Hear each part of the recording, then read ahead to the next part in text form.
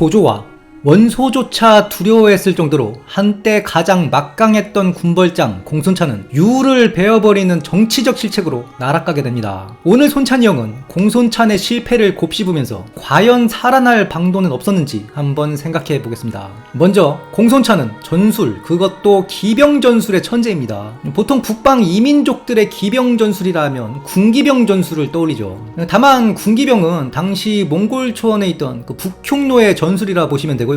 공손찬의 기병대는 기본적으로 충격기병 전술을 사용했던 것으로 보입니다. 공손찬이 기병 수십 기를 데리고 순찰하다가 선비족 기병 수백 기를 만난 적이 있죠. 이때 공손찬과 그 기병대가 어떻게 싸우냐면 개돌칩니다. 양날창을 쥐고 적들한테 개돌쳐서 싸우니 적 기병 수백 상대로 병력의 절반만 잃고 탈출에 성공하였다. 10배에 달하는 병력을 상대로 개돌 때리고 살아서 돌아온 이 일화에서 이 대목이 공손찬의 무용, 양날창의 대가가 아니냐, 이런 관점이 맞춰져 있긴 한데 중요한 건 그게 아니에요. 말은 지능이 높은 동물입니다. 절대 위험에 불나방처럼 개돌치지 않아요.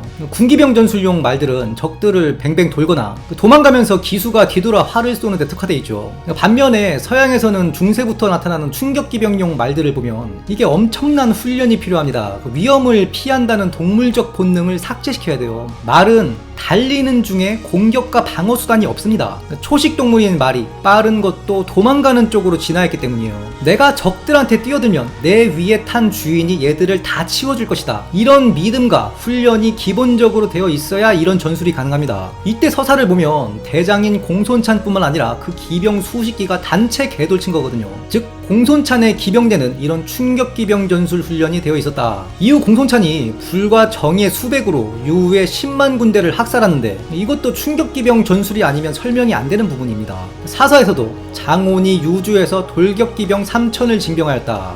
여기서 돌격기병이 충격기병 전술 기반의 군대라 보면 됩니다. 이렇게 전술적 싸움은 잘했는데 공손찬이 정치적 식견이 없었죠. 덕망있고 지지받던 유를 죽여버립니다.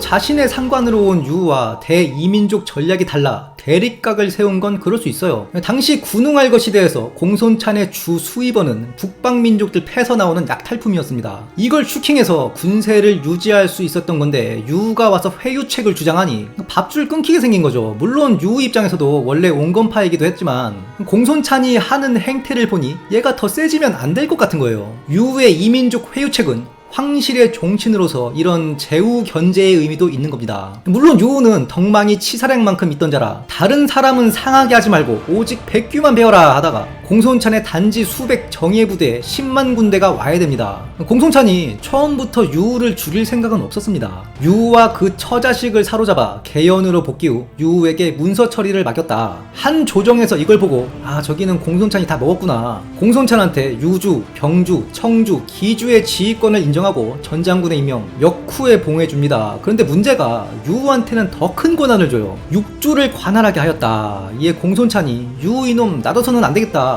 유우를 죽이려고 마음 먹는데 본인도 직접 죽이는 건 좀 리스크가 있다 판단했는지 공손찬이 참 생각이 짧은데요. 말도 안 되는 꾀를 냅니다. 이때 헌제가 단운을 사저로 보내서 유우와 공손찬을 승진시키거든요. 이 단운을 협박과 회유를 통해서 유우를 죽이게 합니다. 자사직을 걸고 회유한 거죠. 여기 내가 짱인데 자사할래 죽을래. 일전에 원소가 유우를 황제로 추대하려 한 일을 꺼내서 역모로 꾸밉니다. 이게 단원이 유우를 저작거리에서 유우에게 천자의 운명이 있다면 비를 내려주시오.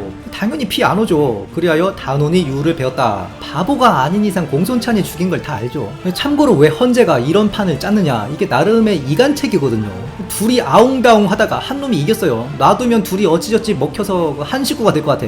거기다가 한 놈은 싸움을 잘하고 한 놈은 한항실 종신이에요. 이 사이를 갈라놔야 돼. 진 놈한테 더 큰 권한을 줘버리는 거예요. 당시 헌제는 이각 밑에 꼭두각시였습니다. 이런 거 함부로 임명 못해요. 일전에 유화를 유우한테 보낼 때도 비밀리에 보내잖아요. 그때 이각 진영에서 헌제 밑에 누가 있었냐? 가우가 있었습니다. 물론 내피셜이에요. 기록이었기 때문에. 근데 개인적으로는 가우의 꾀라 봅니다. 가우는 이각 밑에 있으면서도 이각이 주는 높은 벼슬을 마다하고 오로지 헌제 밑에만 붙어 있었어요.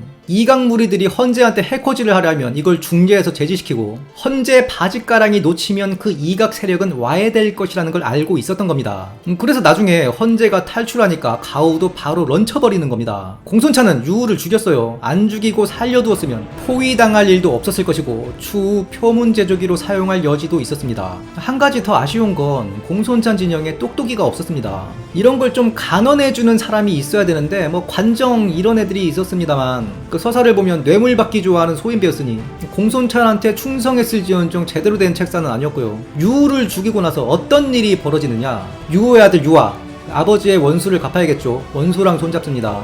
그리고 공손찬의 숙적 원소, 이걸 당연히 정치적으로 이용하겠죠. 흉노 선우와 결탁한 염류, 특히 유우가 온건파였기 때문에 흉노의 존경을 받았습니다. 이 흉노는 남흉노 중에서도 가장 센 도각부일 것으로 생각되고요. 이렇게 총 10만가량의 적들로부터 포위당합니다. 사방이 적인 상태에서 공손찬이 할 수 있는 건 짱박히는 것 뿐이에요. 하강군 역경에 지어놓은 방어요새에 짱박혔다.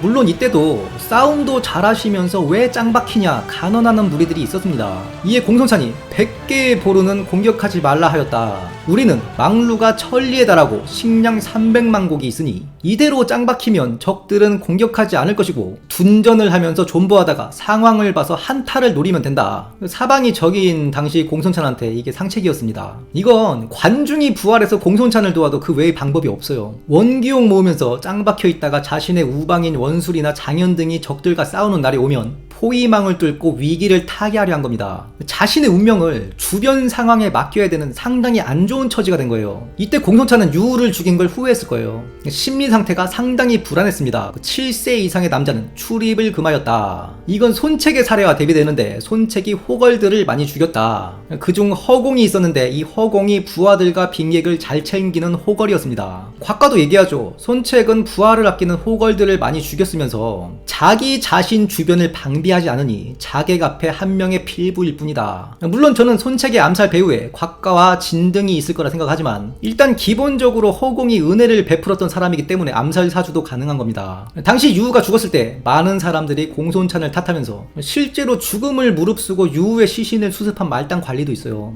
즉 7세 이상의 남자 출입을 금지한 건 암살을 두려워했기 때문입니다. 모두가 나를 욕하고 죽이려고 하는 것 같고 대인기피증이죠. 자, 그런데 공손찬한테 기회가 오지 않습니다. 공손찬의 유일한 희망은 원술의 약진이었어요. 당시 조조와 원소가 한편이었기 때문에 원술이 약진을 해야 따라서 원소의 포위망도 세가 약해질 것인데 오히려 원술은 먹고 사는 걸 걱정해야 되는 처지가 됩니다. 당시 원술 인근 유총의 진국이 잘 먹고 잘 살고 있었는데 이에 무리하게 황실의 일원인 유총을 도모하다가 조조 좋은 일만 시켜주고 역사 속에서 퇴장하죠. 물론 공손찬이 출정해서 포위 중인 원소군의 배후를 찌르려 한 적이 있거든요. 좀처럼 기회는 오지 않고 원소만 점점 강해지고 자기는 역경에 짱박혀서 계속 약화되기만 하는 거죠. 공손찬이 기병전술로 싸움을 잘하니까 한타 해보려고 한 건데 관정이 말리는 거죠. 님이 나가면 성내에서 무슨 일이 일어날지 모른다. 이 간언을 공손찬이 듣고 출진을 하지 않는데 관정이 나중에 그때 말리지 말걸 하면서 적진에 개돌쳐서 자결하거든요. 그런데 관정의 간언이 맞긴 맞아요.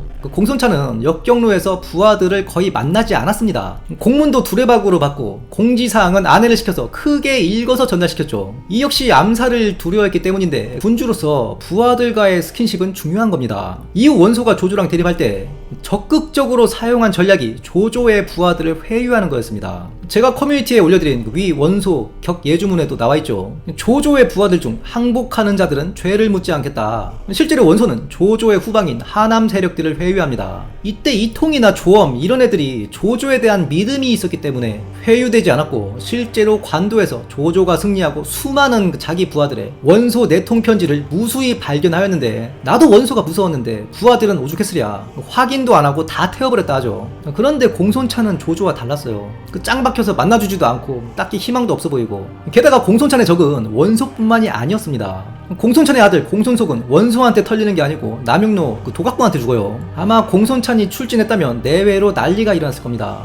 즉 관정의 후회는 그때 출진하는 게 옳았다가 아닌 그거라도 해볼걸 이겁니다. 끝까지 존버했는데 결국 원술이 개두드려 맞고 기회가 안 온 거예요. 역경에 짱박히던 공손차는 더 이상 안 되겠다 싶어서 결국 유연한테 원군을 요청하는데 그 세작이 원소군한테 털리면서 그 기밀이 가로채지고 원소군의 거짓 신호로 공손창군은 패하고 역사 속에서 사라지는 겁니다. 결론적으로 공손차는 유를 죽이는 순간 그냥 살아날 방도가 없었습니다. 원술의 약진이라는 외부 상황의 가능성에 베팅해보는 수밖에 없었어요. 전투의 패배는 흔한 병가지 상사를 한다면 전쟁은 한 번 지면 타격이 크지만 그래도 재기할 건덕지가 있어요. 그런데 정치, 특히 외교 정치의 실패는 그 한 번으로 그냥 구군이 끝나는 경우가 많습니다. 공손찬의 몰락은 개교 전투의 패배가 문제가 아니에요. 공손찬이 개교에서 패했지만 이어 거마수에서 원속은 8천 가까이 패죠. 물론 개교에서도 이겼으면 더 좋았겠지만 결국 패망의 원인은 유를 죽임으로써 모든 주변 세력들에게 토벌의 명분을 주었고 이에 10만 포위망에 짱박혀서 기회를 잡지 못하고 자멸한 거예요. 중국 역사에 나오는 많은 소국들이나 군벌들이 망하는 사례가 강대국들에 둘러싸인 현 대한민국에 시사하는 바가 굉장히 큽니다. 오늘도 평화로운 역경로에서 오침 중인 공손찬을 조은이 흔들어 깨우며 묻기를 비록 잡병이었다 하나 유의 군세는 10만에 달했는데 인덕을 앞세우다 불과 수백에 털려버리다니 송나라 양공의 인덕과 다름없지 않겠어? 이에 공손찬이 고개를 가로저으며 그렇지 않소. 비록 송양지인의 고사가 양공의 어리석음을 탓하는 데 인용되고 있다 하나 주나라가 처음 건국되었을 때만 해도 각 제후들은 다툼이 일어나면 서로 간의 종묘를 존중하고 백성들의 피해를 최소화하고자 두 군주가 때와 장소를 정하여 들판의 병력을 소집하고 한 번의 싸움으로 자웅을 겨뤘어. 그리하여 주나라 건국부터 춘추시대 일부를 낭만의 시대라 일컫는 것이요. 허나 이런 아름다운 룰을 누군가 깨기 시작하였으니 제후들 간 간사와 모략과 기습 그리고 약탈이 자행되기 시작된 것이요. 백성들을 위한 아름다운 전쟁 풍속을 따르려 한 자가 어리석다 여겨지고 음흉한 계략으로 땅을 차지하려 한 자들이 지략가로 존경받는 일이 마땅한가? 이에 조은이 기다렸다는 듯이 그러면 장군은 왜 그런 유후를 배웠단 말이오? 당장 유유주를 위한 제사를 지내야겠어. 고구마 말랭이 5종이면 충분하오. 이에 손찬이 형이 또 속았음을 알고서는 허각의 열쇠를 내어주며 언제쯤 내외로 유후의 망령에서 벗어날 수 있단 말인가 한탄하며 다시 오침을 청하였다. 지금까지 코웨이 삼국지 정치력 40대도 고평가 공손찬에 대해 알아보았습니다. 영상이 유익하셨다면 구독, 좋아요, 알림 설정 부탁드리고 다음 시간에도 풍성한 내용으로 찾아뵙겠습니다. 감사합니다.